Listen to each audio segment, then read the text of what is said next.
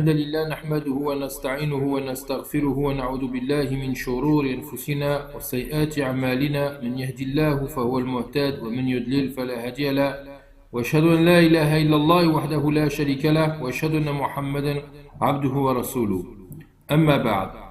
Donc là, on va commencer dans l'interprétation et l'explication du hadith dans Kitab Riyad al-Salihin, Bab al-Tawbah, et le hadith concernait Ka'b ibn Malik et les raisons qui l'avaient poussé à ne pas participer à la Ghazwa de Tabouk.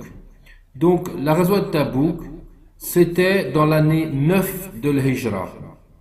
Mohammed sallallahu alayhi wa sallam, par crainte que les Roms attaquent le Madina, il a prévu de partir en Ghazwa à Tabouk. Tabouk, c'était à 600 km de Madina.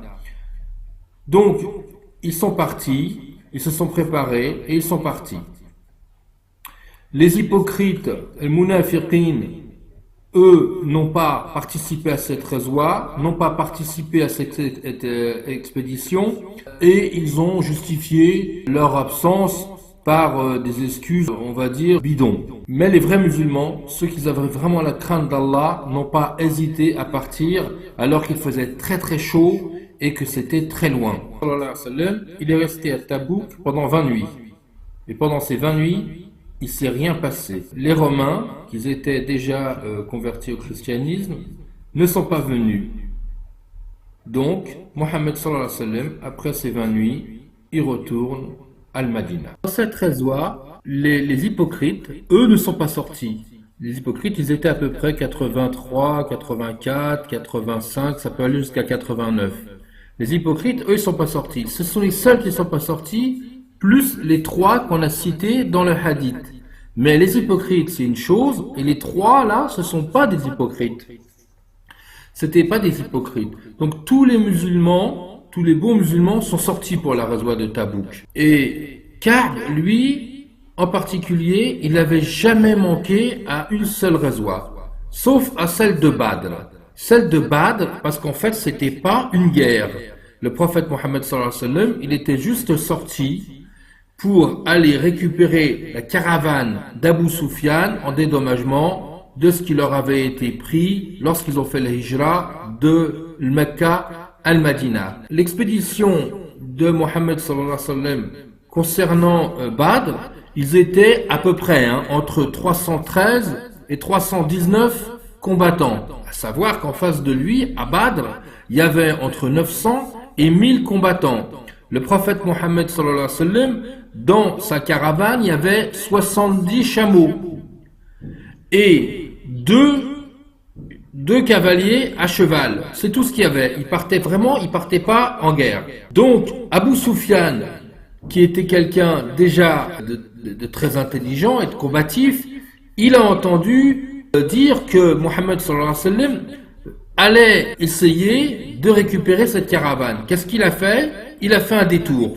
Il a fait un détour et il s'est rallongé pour aller vers la Mecque. Mais il a fait informer les gens de Quraysh que Mohammed sallallahu alayhi wa sallam allait aller à Badr pour récupérer cette caravane. Donc, qu'est-ce qu'ils ont fait les gens de Quraysh?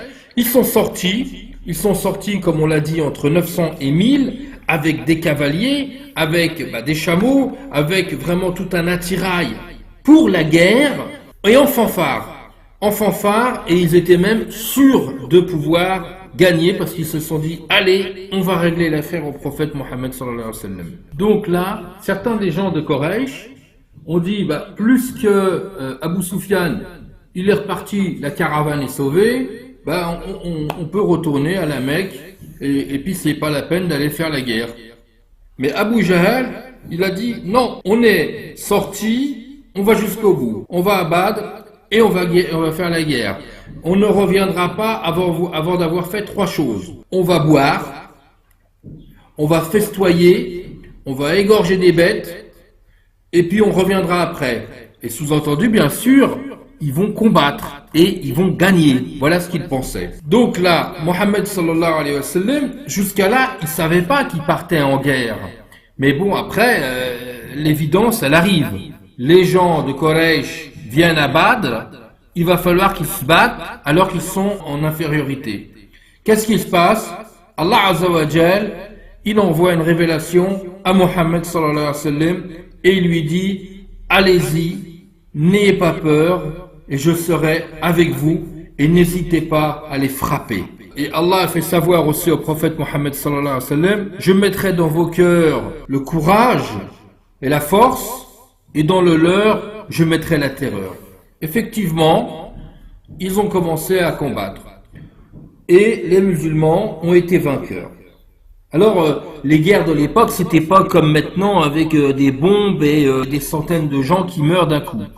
Il y a eu 70 personnes de tuées chez les gens de Quraysh et il y a eu à peu près pareil de prisonniers. Les 70 personnes qui ont été tuées, c'était surtout les grands, les nobles, ceux qui géraient Quraysh, dont Abu Jahl.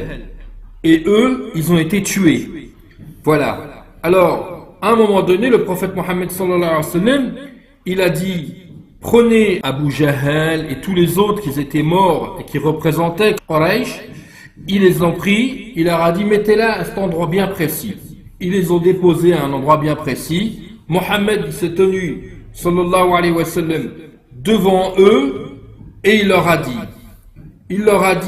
et maintenant, vous avez raison, qui c'est qui avait la vérité? Bah, vous le savez, si c'était vous qui aviez la vérité ou si c'était moi. Les gens qui étaient autour du prophète Mohammed sallallahu alayhi wa sallam, ils lui disent, mais Mohammed sallallahu alayhi wa sallam, tu parles avec des morts?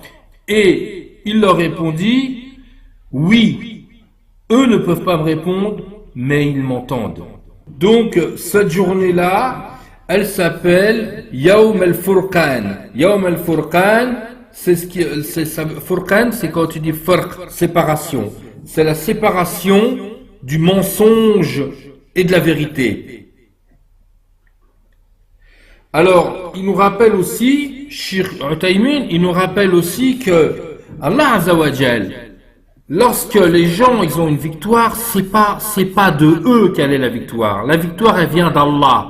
La preuve en est, c'est que ici l'infériorité du nombre n'a pas empêché la victoire, mais dans une autre plus tard, dans une autre razoua, les musulmans ils avaient été vraiment très sûrs d'eux parce qu'ils étaient en quantité. Et là, ils ont dit très certainement on va gagner facilement. Mais Allah Azza wa Jal, il leur a démontré que c'était pas comme ça que ça allait se passer. Donc à cette razoua-là, qui avait eu, eh bien, ils ont été obligés à un moment donné de reculer malgré leur nombre supérieur. Donc j'apporterai encore deux précisions. La première, c'est que dans le combat dont j'ai dit où les musulmans avaient reculé, c'était Hunayn. Et la deuxième chose que j'aurais bien voulu préciser, c'est que la guerre de Badr, elle a été dans l'année 2 de l'Hijra, le 17 de Ramadan. Donc ça s'était passé en plein Ramadan. À savoir aussi, c'est ce que nous rapporte Cheikh Ibn Uthaymin, rahimahullah, que les gens de Badr, le prophète Mohammed sallallahu alayhi wa sallam, nous a fait savoir que les gens de Badr, tout était pardonné pour ces gens-là, que ce soit avant ou après. Donc, ils sont toujours pardonnés. C'est une des barakas de ceux qui ont eu la chance d'être à cette guerre-là. Alors, pour donner un exemple du fait que Allah Azza wa Jal pardonne aux gens de Badr, on a l'histoire de Baltha. Hatab ibn Abi Baltha, dans la Razwa d'Al-Fath, pour des raisons qu'il avait personnelles, il a envoyé un message aux gens de Quraysh, aux gens de la Mecque. Il leur a envoyé un message, et ce par le fait d'une dame qui partait en voyage. Elle devait donner ce message aux gens de Quraysh. Mohammed sallallahu alayhi wa sallam, Allah Azza wa Jal, il lui a donné le wahi et il lui a fait savoir qu'il y avait eu trahison. Donc il a envoyé Ali ibn Abi Talib avec une autre personne pour intercepter cette femme. Ils l'ont intercepté, ils ont récupéré le message et ils sont revenus auprès du prophète Mohammed sallallahu alayhi wa sallam. Et là, Omar radiyallahu anhu, il a dit: laisse-moi tuer cet hypocrite. Et là, Mohammed sallallahu alayhi wa sallam lui a dit: comment pourrais-tu tuer quelqu'un à qui Allah Ta'ala avait tout pardonné à Badr? Voilà, donc là, c'est la première partie que j'ai traduite du Shrah. Je fais un audio exclusivement en français et je mets le Shrah en arabe sur une autre audio pour les gens qui seraient intéressés de l'écouter. C'est notre frère Abdelkrim. Je rappelle que notre frère Abdelkrim, il est enseignant en ulum religieux dans la wilaya de Tlemcen. Allahumma salli wa sallim ala sayyidina Muhammad wa ala alihi wa ashabihi ajma'in. Wassalamu alaikum wa rahmatullahi ta'ala wa barakatuh.